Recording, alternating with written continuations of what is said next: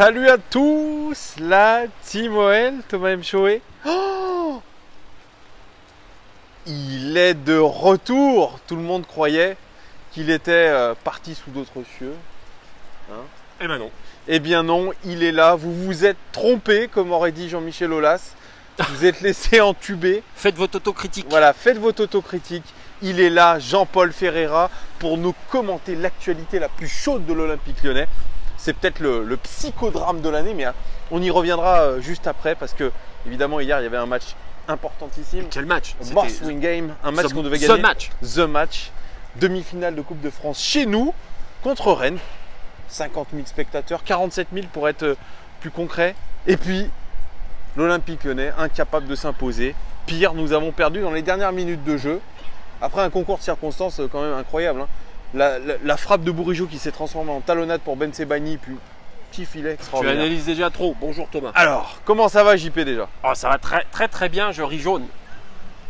Rouge? Non, jaune. Jaune parce que ce match hier et cette non-qualif, j'ai pas voulu te voir avant pour dire comme certains. C'est vrai, tu m'avais dit on se verra après. Oui, on se verra après, pas avant. Parce qu'après on va me dire que je porte la poisse. Sauf que le match aller de championnat, on gagne 1-0 avec un peu de réussite. Et puis le match qu'il fallait gagner pour aller en finale, bah, ça a donné ça quoi. Ouais, ça a donné la catastrophe. Est-ce que c'est la synthèse de la saison? C'est ce que j'ai dit moi, le best-of. Alors la vie ça va, il a dit quoi? Il a dit c'était une parodie je crois de ce qui s'est passé. Non, une caricature. Ah oui, une caricature de la saison. Et effectivement, c'était une caricature. Tout ce qui a manqué à l'Olympique Lyonnais, les irrégularités, une mi-temps sur deux, les défaillances collectives, surtout défensives. On parle de Marcelo un petit peu. Ah bah disons que s'il y en a un qui doit avoir les arrêts qui sifflent aujourd'hui, ouais, c'est lui. Ouais, c'est Marcelo qu'on a prolongé la saison dernière. Apparemment, il fallait absolument le prolonger parce que c'est un élément d'expérience. On en avait parlé, on s'était dit, bah oui, pourquoi pas, c'est un élément d'expérience qu'on va mettre avec un jeune. Aujourd'hui, on voit que Denayer, il tient la défense à lui tout seul, hein, quasiment, enfin, l'axe central en tout cas. Bon, à sa décharge, apparemment, Marcelo aurait des problèmes personnels cette saison. Oh, c'est parti. Mais les excuses. Est-ce que c'est pas au coach et au staff de le mettre sur le banc s'il voit qu'il n'est pas dans les meilleures conditions? Parce qu'on a bien vu que c'était du grand n'importe quoi. À part la passe qu'il a faite à Dembélé, la passe laser, comme on dit, vers l'avant, il n'y a rien eu de la part de Marcelo. On attaque par la compo. Premier élément surprenant. Ça a été 4-4 de losange, hein, tu sais, c'est le soi-disant, ça c'est la compo miracle de fin de saison de. Pas que ça. On a souvent taillé ou loué les qualités de Pep pour choisir ses compos et les faire toujours dans le bon timing. Moi évidemment, le premier truc qui m'a sauté aux yeux quand j'ai vu la compo, ça a été forcément le meilleur ami de la vie ça va, Memphis, sur le banc. Et là, je me suis dit, j'aime bien Pep. Hein. Pas tout le temps, mais des fois je l'aime bien. Mais ça, par exemple, moi je comprends pas. Je comprends pas parce que autant j'ai été le premier et toi aussi à dire que quand il fait chier, quand il ouvre trop sa gueule, il faut lui faire un peu du banc et le faire rentrer en super sub et il est bon. Autant là, tu arrives dans la dernière ligne droite et tu vas avoir besoin de lui. Tu vois ce qu'il fait en sélection, tu vois comment il est utilisé, tu vois comment il arrive à être impliqué, être décisif, et tu fais démarrer ce match-là sur le banc. C'est tout à fait la réflexion que je me suis faite. Je me suis dit, mais pourquoi il met Memphis Depay sur l'ombre? Parce qu'on sait très bien, comme tu le dis, dans le match, il va être irrégulier, il va peut-être faire un non-match. Et à un moment donné, il va te sortir la passe qu'il faut. Bien sûr. Et pour te débloquer le match. Il est capable de ça. Et là, de le faire rentrer à combien quart d'heure de la fin. Oui, grosso merdo. D'ailleurs, c'est lui qui. C'est lui qui fait la passe sur la frappe d'Aouar qui nous provoque le penalty. Ouais. Donc oui, effectivement, je comprends pas trop encore une fois la gestion du cas de Depay. J'ai lisé une interview dans France Football de Gérard Roulier qui disait que des mecs comme Ibrahimovic, Depay, etc. qui ont des gros égos. Bonne comparaison. Tu n'as absolument pas à les décrier en public devant tous les joueurs. Parce que sinon ça va les faire plonger. Qu'est-ce qu'a fait Pep Genesio dans la saison? Il l'a pris à partie devant tous les joueurs en lui montrant qu'il était peu professionnel. Donc tu vois déjà, la gestion de Depay elle est carrément bizarre. Et je suis d'accord avec toi sur ce match importantissime qu'il soit sur le banc et qu'il reste aussi longtemps sur le banc. C'est déjà ça indiquait déjà pas une très bonne tendance. Ça s'est confirmé après. Bref, c'est facile d'avoir raison après. Mais comme la Terrier qui avait fait une super rentrée, qu'est-ce qu'il fout à rentrer à 5 minutes de la fin? Je comprends pas tout. Alors après, il va te dire quoi, Pep? Il va te dire que le match d'avant, il est rentré, il a été décisif. Ouais, ça marche pas à tous les coups. Ouais, mais bon, on doit surfer sur la forme vraiment des joueurs, sur la dynamique. Bah surtout là. C'est la finish line. Traoré, je suis désolé, il n'était pas non plus dans une extraordinaire dynamique, même s'il a fait plutôt une bonne rentrée en match de championnat contre Rennes. Là, le match qu'il fait, à part le but qu'il met, c'est affreux. Oui, il a fait du Traoré, mais bon. Quoi qu'il en soit, moi ça m'a vraiment surpris qu'il le fasse démarrer sur le banc. Après, il fait des choix, pas de souci. Le match en lui-même, on vendange, on se crée des occasions. L'équipe qui tire le plus souvent au but, d'après JMA. D'après JMA, oui, évidemment, devant le Paris Saint-Germain. Voilà, bien sûr. On tire au but, comme tu dis, mais on tire au but. Comme il dit lui, surtout. On a tiré au but par notamment Nabil Fekir. Nabil Fekir, c'est tout ce qu'il a fait à part tirer. On a parlé et glisser. On n'a pas vu grand-chose de Nabil Fekir depuis quelques temps. Je dirais le dernier gros match de Fekir, c'était contre Toulouse, quand on avait gagné 5-1 à domicile. Et puis, depuis. Oui. Comment tu l'expliques, toi? Alors, je l'explique par son irrégularité chronique sur l'ensemble d'une saison. Ouais. Le fait qu'il ait été absent au début, qu'il ait eu à nouveau son pic, et heureusement, parce que c'est ça qui nous a sauvés à un moment. Et que là, il est à nouveau un petit peu, pas dans la nasse, pour reprendre un terme monchauvesque, mais pas loin. C'est tout. Mais moi, je peux pas lui jeter la pierre pour une raison toute conne. C'est que, un, c'est le capitaine, et deux, contrairement à l'autre qui a un gros boulard, lui, il ne l'a pas ouvert. C'est ça la différence. Donc lui, je lui pardonne, entre guillemets.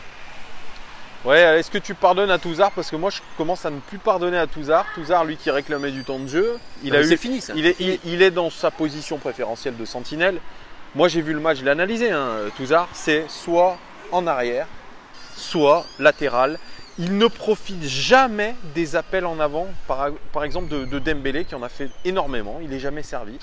Voilà, c'est du Touzard résumé. Il n'apporte rien au jeu. Peut-être défensivement, c'est un chien, etc. Il récupère des ballons, mais sa palette il n'a pas progressé. Très non, mais il n'a pas progressé. Comment veux-tu qu'il progresse avec le temps de jeu irrégulier qu'il a, avec cette étiquette qu'il a collée sur le front, à savoir que s'il y a un changement à faire, c'est 9 fois sur 10 sur lui que ça tombe. Ouais. Et quand c'est pas le cas, ça veut dire qu'il démarre pas. Donc, voilà, un des joueurs pareil décevant. On peut parler de Dubois. Donc Dubois, il a pas mal centré. Il a fait que centrer. Il ne savait même pas où il centrait, mais il centrait. Centré pour centrer. De temps en temps, il faisait des doublements avec Traoré. Traoré l'oubliait. Bref, on a eu l'impression que ça coulissait pas terrible. Dans cette équipe, je sais pas. Ça manquait de quelque chose. Je sais pas. À chaque fois, à l'OL, tu te dis, quand tu les vois d'ailleurs sur le terrain, ils sont toujours éloignés de plusieurs dizaines de mètres les uns des autres. Il n'y a pas de bloc. Parce que tu sais, moi je regardais un peu Arrigo Sacchi, l'ancien entraîneur du Milan AC, qui avait vraiment une philosophie de bloc équipe compact sur 30 mètres pour ne pas laisser d'espace à l'adversaire. Nous, c'est complètement l'inverse, surtout en seconde mi-temps. Tu as vu ce que nous a mis Ben Arfa dans la vue? Voilà, dès que tu lui laisses des espaces, c'est fini. C'est un peu comme Messi, bref. Non, mais le match se joue simplement sur une chose, c'est la qualité des tirs, la qualité des occasions, parce que c'est bien beau d'en avoir, mais quand c'est des occasions moyennes, il y a un bon gardien en face, ça rentre pas. Ça a été la première des choses. La deuxième, et c'est là où on revient sur Tracto Paelao, c'est que la défense, au secours. Attends, les 2 buts sont pour lui. Benjamin André fait 1m77. Tracto Paelao, il fait 1m91. Est-ce que je suis obligé de rappeler aussi ce qui s'est passé contre Manchester City? Je ne sais pas si c'était lui ou Marsal qui était impliqué. La taille du Kun Agüero, c'est 1m65. Donc c'est pareil, c'est le même genre de but. Voilà, donc je ne sais pas si c'est de la défaut de concentration, enfin bref. Et sur le but qui prend, le premier but où il met le pied, tu sais, un peu, voilà, la semelle. Ceux qui sont responsables, c'est Aouar et Marsal qui montent pas sur le centre. Voilà, bien sûr. Ça aussi, ah oui, il peut centrer tranquille. Il est dans un fauteuil. Donc il faut arrêter. À un moment donné, il y a eu des défaillances individuelles qui ont été trop nombreuses. Comme d'habitude, une mi-temps sur deux, ça ne suffit pas. Surtout quand une équipe de Rennes qui était plutôt solidaire, avec un très bon Grenier et un très bon Ben Arfa sur ton deuxième mi-temps. Voilà. Et un très bon Zéphane. Voilà. Et surtout, nos anciens Lyonnais. Une équipe qui a un entraîneur à sa tête qui peut pas le dire tout de suite, mais qui a fait un choix. Ouais, qui a fait un Qui a choix. fait un choix Ouais, entre les deux confrontations. Qui a fait un choix. C'est vrai. Voilà. Bon, après, voilà, on arrive sur le psychodrame parce que ça, c'était c'était l'intérêt un peu de ce match, de savoir si Pep allait être prolongé. Alors, La faute à qui? Et c'est là que va arriver mon cri de gueule. ton cri de gueule Pour une contre fois, cette ce sera pas conférence Pep. de presse Ce sera pas incroyable, ubuesque, Ce sera entre pas Pep. Jean-Michel Aulas et Pep Genesio. Alors, qu'est-ce que tu en as pensé? Alors, on va revenir au tout début. Qui s'est mis dans cette impasse de communication tout seul? C'est lui. C'est JMA. Voilà. Qui est venu lui demander de nous parler de prolongation, pas prolongation, alors que ça a toujours été la règle l'année dernière ou les autres années, à savoir que on lui demande des objectifs, on lui demande de les remplir, et si les objectifs ne sont pas remplis, il prend la porte. Qu'est-ce qu'il a été s'emmerder Déjà à mettre la date, à se mettre une deadline tout seul, ouais. à la repousser tout seul, à se ouais. ridiculiser tout seul, et à venir nous dire après à la conférence de presse, la bouche en cœur, qu'ils étaient prêts à annoncer une prolongation si il y avait une qualif. Un podium. Et à charger de manière un peu grotesque, mais c'est pas la première fois qu'il le fait, la presse. C'est facile sachant que la presse a été globalement pro-Genesio. Pour l'instant, carrément, ouais. Carrément. On aura tous vu le titre de l'équipe après la victoire contre Rennes, signé Genesio. Voilà, donc voilà, non, mais c'est pour ça, c'est s'attaquer à des gens qu'il a dans la poche, c'est complètement débile, surtout qu'il reprenait des vraies infos, 2 ans de prolongation, c'était ce qui était prévu, il n'y avait aucun mensonge de la part des médias, c'est lui qui a juste utilisé, oui. Après, c'était assez bizarre cette info balancée comme une certitude, c'était assez bizarre, quoi qu'il en soit, Genesio, t'étais au stade. Quand tu écoutes les commentateurs, certains te disent c'est vrai que son nom a été un petit peu sifflé. Alors en fin de match, vous avez pu voir dans mon vlog, effectivement, juste à la fin du match, après que les joueurs, d'ailleurs aucun joueur à part Lopez et Dubois, ça je tiens à le préciser, ont applaudi les joueurs, les supporters, pardon. Tous sont rentrés au vestiaire sans un mot, sans un signe, sans rien. Ça c'est minable déjà. Mais effectivement, il y a eu des Genesio d'émission de la part des Bad Guns notamment. Et voilà. En même temps, ils confirment. Mais est-ce qu'ils ne se réveillent pas trop tard? Est-ce que cette démission de Genesio ou cette envie de mettre Genesio dehors n'aurait pas dû avoir lieu un peu avant, d'une manière plus publique? Mais non, mais d'une manière plus publique avec les groupes de supporters. Parce que ça se fait pas. Ça se fait pas parce que t'as l'impression de tirer contre ton camp. De tirer une balle dans le pied, c'est ça? Oui, parce que on va te reprocher en tant que supporter de pas être derrière ton équipe. Alors que tu peux pas blairer le jeu qui est proposé, que celui qui est censé faire évoluer, que celui qui est censé te donner du plaisir ou du résultat, voire des fois les deux, tu penses qu'il n'est pas l'homme de la situation. Et c'était déjà le cas à la fin de saison dernière. Moi, la fin de saison dernière, je vais me répéter, mais j'aurais aimé qu'il ne remplisse pas ses objectifs et qu'il n'y ait pas de qualif en Ligue des Champions. Je suis d'accord avec toi, ça a été l'année trop. Et ce qui peut arriver maintenant, parce que soi-disant, la décision serait prise en fin de saison, avec une phrase de Genesio qui a dit en gros j'aimerais laisser le club là où je l'ai pris. C'est ça. Attends, c'est ce qu'il a dit. Non, dans l'état dans lequel j'ai trouvé. La dernière fois que j'ai lu une phrase comme ça, c'était sur le mur des chiottes. Voilà. Bref. Oh putain. Je crois que tu viens de faire le. Faut arrêter. Il est clair que je pense qu'il ne sera pas renouvelé et on est à l'aube peut-être d'une énorme crise de résultats et on est proche de tout perdre. Mais une crise de résultats. Tu t'imagines pas 3-4 défaites d'affilée là? Attends.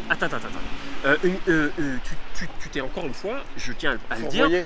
Non, tu t'es créé une crise artificielle tout seul. C'est la faute de Aulas. Il s'est servi de Genesio comme un paravent, comme un paratonnerre, sauf qu'il y a un moment, ça marche plus. Parce que s'il est en place, si entre guillemets, il fait le minimum syndical, si je puis dire, s'il fait le boulot, s'il remplit les objectifs, oui, sauf qu'il oublie dans cette analyse, dans cette conférence de presse, quand il nous sort tous ces arguments, les qualifs, la 3e place, mais c'est pas ça qu'il faut regarder. Est-ce que l'équipe joue mieux? Est-ce que l'équipe marque autant de buts? Est-ce que l'équipe est 2e? Est-ce que l'équipe est au contact du PSG? Encore, je te l'ai dit à toi personnellement, mais je ne l'ai pas dit en live, mais là je vais le dire. Le parcours de Genesio, ça aura été finalement 0 finale, 0 finale de toutes ces compétitions qu'il a. Le Zubio Cup. Arrête tes conneries. Ton pays, ça en plus. Ouais, non mais d'accord. Mais 0 finale. Ça aurait été finalement un exploit en poule. Ouais. Et il a gagné les derbies. Et attends, on exploit. Donc il n'y a pas d'ambition dans le club. Il n'y a pas d'ambition. Vous n'aurez pas mieux que Genesio et c'est le message qui est envoyé. Et pire, je trouve vraiment que JMA sur ce coup-là, il s'est foutu de la gueule des supporters parce qu'il nous Ça avait. fait un moment, hein, ça fait un moment. Ça fait un moment qu'il nous Ça fait un vend moment, l'idée de la ouais, prolongue. ouais, c'est vrai. Parce qu'il est lié avec Genesio. Arrête. Oh là là, on est en train de tout foutre en C'est la l'air. chute de l'OL. La chute de l'OL. Est-ce qu'on va retrouver? Ah, c'est bon, on te voit. Ouais, c'est la chute de l'OL. Comme d'habitude, à chaque fois que tu parles trop longtemps, c'est ça. chute. Non mais là, je suis énervé. Là, je crois que beaucoup de supporters, ou voire même tous les supporters, sont énervés ou plutôt lucides sur la situation. Au final, ça devait se finir comme ça. Et je suis très mauvais pronostiqueur, tu le sais, mais moi je vois très bien. Je sais pas, je crois qu'on est peut-être même pas capable d'atteindre la deuxième ou troisième place et que ça va décoller. Alors là, ça serait le toi, t'es mauvais, mais moi, je suis bon. Il faut le dire. La deuxième place, j'y crois pas. Et je vais même dire mieux. Ouais. Je pense que l'OL ne la mérite pas. Et ce serait bien fait pour la gueule de JMA. De là à ce que ces nulos de Marseillais nous rattrapent, faut peut-être pas charrier non plus. En revanche, la fin de saison va être longue. Ouais. La fin de saison va être longue. Ouais. Parce que chacun va tirer la couverture. C'est ça. Memphis. On en reparlera d'ailleurs. D'ailleurs, les gars, suivez-nous après. Petite vidéo avec une info exclusive avec laquelle on commentera avec notre ami JP.